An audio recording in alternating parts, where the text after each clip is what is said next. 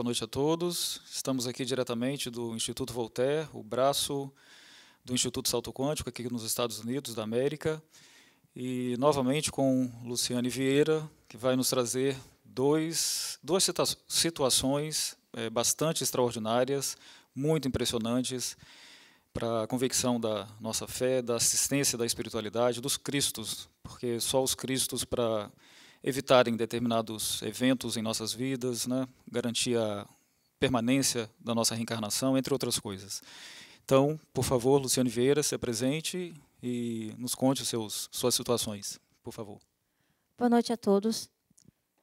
Eu sou Luciane Vieira, processadora de financiamento imobiliário, e eu gostaria de iniciar agradecendo novamente pela oportunidade de poder dividir com vocês mais esses 2 episódios que aconteceu, não diretamente comigo, mas com pessoas que eu convivo, com parentes e amigos. E eu gostaria de iniciar pela mais recente, que aconteceu quinta passada, justamente no dia, na noite da nossa solene. Eu tenho um tio que vive aqui nos Estados Unidos, que também frequenta as nossas reuniões, participa dos nossos estudos, que está no Brasil a passeio, está de férias. Logo em seguida que ele chegou lá, então, ele chegou no domingo, na quinta-feira solene, ele foi visitar um cunhado, irmão da esposa dele. E quando chegou na casa, foi interessante, porque não havia ninguém, então ele decidiu que ele ia jantar na casa de um amigo e depois ele retornaria. Mas nisso chegou a esposa do cunhado dele e foi abraçá-lo, cumprimentá-lo, e ele disse, não, eu volto depois quando o Guiraí chegar em casa, que é o cunhado dele. Ela disse, não, eu já passei um text para ele dizendo que você está aqui, por favor, aguarde. Uma mensagem de texto. Desculpa, uma mensagem de texto. Então, ela passou a mensagem de texto pedindo que ele voltasse logo, que ele estava perto, num bar, com os amigos. Então, o meu tio disse, não, eu volto, depois eu volto, eu vou retornar, eu tenho que jantar na casa de um amigo, mas eu volto. E ela, não, por favor, fique mais um pouco, só mais um pouco, ele já está chegando, não é nem 5 minutos. E, realmente, eles entraram em casa, em menos de 5 minutos, o cunhado do meu tio chegou em casa. Quando ele entrou, ele estava um pouco alterado por causa da bebida. E, quando ele entrou em casa, ele esqueceu de fechar os portões, a porta da casa, e simplesmente entrou para cumprimentar meu tio. Quando ele entrou, 3 bandidos armados entraram atrás dele, renderam a todos e fizeram eles de refém por mais ou menos 1h30. O meu tio disse que foi um terror, porque eles tiveram que ficar deitados com o rosto para baixo. E durante 1h30 eles ficaram com os revólveres apontados na cabeça, com ameaças frequentes. Os filhos estavam em casa, pelo menos um dos filhos estava em casa, também foi ameaçado o tempo todo. Enquanto isso, eles roubavam as coisas dentro de casa, eles pegavam roupa, se trocaram, mudaram de roupa, fizeram um terrorismo mesmo com eles. Mas o importante disso tudo, o que nos chamou a atenção foi que o meu tio estava o tempo inteiro muito tranquilo. Ele mesmo disse hoje, confirmando pelo telefone, que ele estava muito calmo. E durante todo o tempo, ele acalmou o cunhado dele, que queria reagir, queria ir buscar uma arma, queria tentar se desvencilhar de um dos bandidos e pegar uma arma para reagir. E ele foi pedindo, pelo amor de Deus, não faça nada, porque senão todos nós vamos acabar morrendo.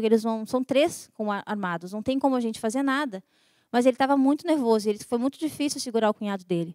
Mas ele disse que a todo momento ele estava tranquilo, ele não teve medo, ele achou que ele ia ficar apavorado. E ele disse que sentia realmente uma calma muito grande, uma tranquilidade que ele disse que não sabe explicar.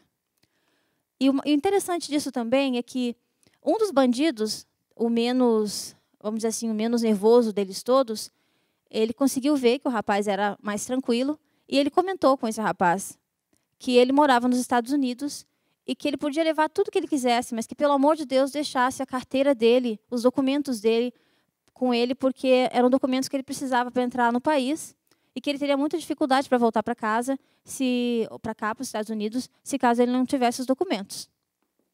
Então, ele passou o tempo e, depois de 1h30, quando os bandidos foram embora, finalmente, esse bandido voltou para ele e falou que ele não se preocupasse, porque ele tinha deixado os documentos dele no andar de baixo da casa. Então, meu tio hoje mesmo comentou comigo ainda, nossa, além de eu ter ficado tranquilo, ter ficado calmo, tudo bem que roubaram algum dinheiro que ele tinha, que não era muito, o celular que ele tinha, mas fora isso não aconteceu absolutamente nada. Não aconteceu com ninguém da casa e também não aconteceu nada com ele, justamente porque ele estava muito calmo, muito tranquilo, e ainda teve os documentos todos de volta, ou seja, ele não vai ter dificuldade nenhuma de voltar para casa. E o seu tio mesmo disse para você, né, hoje por telefone, só reforçando isso, esse aspecto que eu achei bastante interessante, que ele se manteve durante 1h30 nessa situação limite, tranquilo, durante o tempo todo. O tempo todo. E ele é uma pessoa bastante cética. E ele mesmo reconheceu que houve alguma coisa de extraordinária nesse episódio. Sim. Hoje, inclusive, hoje pela manhã, eu comentei com o Marconi que eu ficaria mais à vontade de contar essa história se meu tio me desse permissão. Porque eu acho que se eu estou falando, no caso de uma pessoa, de uma terceira pessoa, eu quero pelo menos que ela concorde que eu vou falar a respeito de alguma coisa que aconteceu com ela. E quando eu liguei para ele hoje de manhã, eu disse para ele, olha, eu quero contar a tua história, né, no salto quântico, e você me permite que eu conte, que afinal de contas, né, Benjamin confirmou que foi sim um salvamento. Ele disse, não, com certeza, eu não teria outro motivo, eu tenho certeza absoluta que foi um salvamento. E também os reflexos na vida do cunhado dele, né, do casal que estava lá. Sim. Essa pessoa chegou alcoolizada, sim. Já é uma pessoa com problema de saúde. Isso. Problema de coração, de pressão. E ele, pelo menos ele tomou a decisão, né? Vamos ver qual vai ser realmente a escolha. Ele tomou a decisão que ele queria, que agora ele não vai mais, pelo menos não vai mais ficar em bares, bebendo até tarde, nem nada. Porque ele acredita que foi seguido por essas pessoas, por esses bandidos, ele foi seguido do bar onde ele estava. Eu estou chamando a atenção para esse aspecto porque, às vezes, nós precisamos, todos nós, né? Não só os envolvidos nesse caso em especial, todos nós precisamos de expedientes mais dramáticos da vida, para começar a empreender as transformações íntimas, inadiáveis, né? Então, que sirva de alerta para todos nós, né? Com certeza. E você teria mais um outro caso para nos trazer, não é isso? Com relação a esse, você gostaria de destacar mais alguma coisa, Luciane? Não, só que, de novo, né, que realmente é mais uma prova de que nós somos, sim, o tempo inteiro nós estamos sendo amparados, protegidos, né, desde que a gente realmente acredite, e mesmo não acreditando, né, muito, mas que a gente realmente acredita que os espíritos estão à nossa volta, que eles estão nos ajudando, que eles estão o tempo inteiro nos acompanhando. E interessante também dizer que nós aqui, eu acho importante isso, que nós aqui de Denver, mesmo não estando lá dentro, né, da sede da sede do Salto Quântico em Aracaju, ainda assim, nós aqui também estamos sendo protegidos por Maria. Sem né, dúvida. E por todos esses Cristos maravilhosos. Sem dúvida, Lu. O segundo episódio aconteceu já faz mais ou menos uns 2 anos, ou talvez 3. Nesse dia, eu não me lembro porquê, a Solange, que é minha amiga, trabalha aqui no Salto Quântico conosco, ela trabalhava na minha casa, cuidando das minhas crianças, e naquele dia, por algum motivo, eu não trabalhei, eu não me lembro porquê. Mas eu combinei com ela que eu tinha que levar uma certidão de nascimento na escola da minha filha Mariana. Depois eu tinha que ir na casa dela, que é do outro lado da cidade, pegar a mãe e a filha dela, que na época tinha 12 anos. Quando eu saí de casa para ir para a escola, eu estacionei o carro na escola e me dei conta que eu tinha esquecido a certidão de nascimento. Então eu parei e pensei, não, então em vez de ir pegar a mãe dela e a filha do outro lado da cidade, eu vou em casa primeiro, pego a certidão de nascimento, volto na escola, então depois eu busco as duas em casa. Daí eu decidi, tomei a decisão que eu ia fazer aquilo. Eu saí com o carro, só que daí eu me dei conta que eu tinha ido para o outro lado. Em direção à casa das duas. Em direção à casa das duas, que é o lado contrário que eu deveria ir. Isso, só que eu me dei conta, já estava na metade do caminho. Aí eu pensei, nossa, mas o que eu estou fazendo aqui? Por que eu vim para cá se eu tomei a decisão de ir para o outro lado? Mas eu pensei, não, agora, já que eu estou aqui, eu não vou voltar tudo de novo e fazer o plano A. Então, eu vou continuar no plano B. Então, eu me dirigi à casa dela. Quando eu cheguei lá, a porta da frente da casa estava aberta, que ficava aberta. Eu entrei. Quando eu entrei, tinha muita fumaça dentro de casa, mas muita. Eu já não estava conseguindo respirar. Então, eu me lembro que eu cobri o rosto com casaco. Entrei. Quando eu vi a cozinha que ficava na entrada da porta, eu via uma panela pegando fogo, que estava chegando no teto já o fogo. Então, eu consegui, não me lembro como, eu consegui tirar a panela, botar dentro da pia. E fiquei preocupada, porque eu não estava conseguindo, meus olhos ardiam muito e eu não conseguia respirar direito.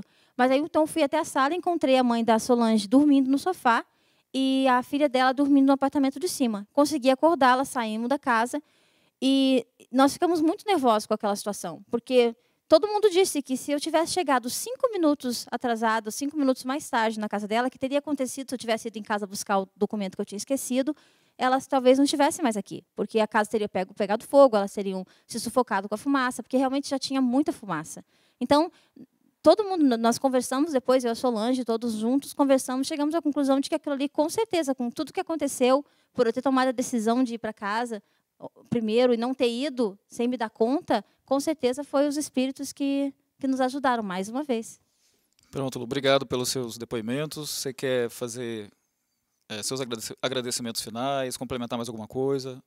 Não, eu só queria mais uma vez agradecer, de coração mesmo, por essa oportunidade que nós todos que estamos dentro dessa escola e lutamos por essa casa-causa, toda essa proteção que a gente só tem a agradecer todos os dias, todas as horas, todos os momentos da nossa vida, através das nossas preces, através das nossas atitudes, do nosso empenho pelo esse trabalho e pela dedicação que a gente pode dar a essa casa também, já que eles se dedicam tanto a nós.